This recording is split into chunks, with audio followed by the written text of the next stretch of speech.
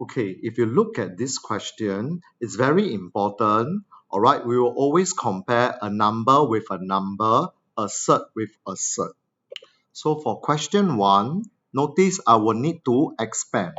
So after I expand, take note, I will compare the number with the number. I think it's very obvious. The number you see on the right hand side is number 4. The only number, or rather the constant, is a negative a on the left hand side. This means if I compare the number, I'll be able to solve for a. Next, I will need to compare the surd with the surd. So just now, I was comparing number with number. Now, I need to compare the surd term with the surd term. Take note, the surd over here is root 5 versus root 5. Okay, so I'll just compare the coefficient.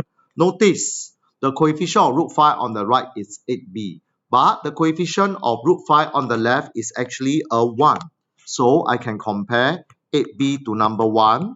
Then this will give us b is equal to 1 over 8. Both your answers are rational number, means they can be expressed as a fraction. Let us do the same for number 2. First and foremost, I would like to simplify my left-hand side with my right-hand side. But teacher, the right-hand side has no surd term. This means, take note, this means that the surd term will be a 0 square root 2 because there are no surd term on the right-hand side.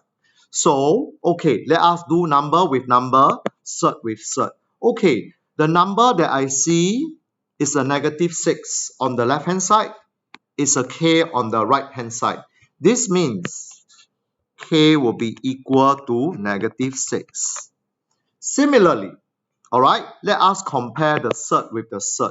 It's very obvious the surd that we have on the right-hand side, left-hand side, it's a root 2. But my right-hand side does not have a root 2. I told you that this means it's a 0 root 2. Okay, no need to compare the surd, but rather look at the coefficient.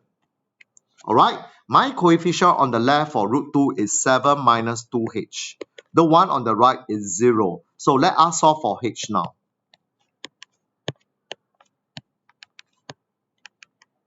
There you have it. I use the concept of comparing number with number, surd with surd, but look at the coefficient so that we don't have to compare the whole surd term.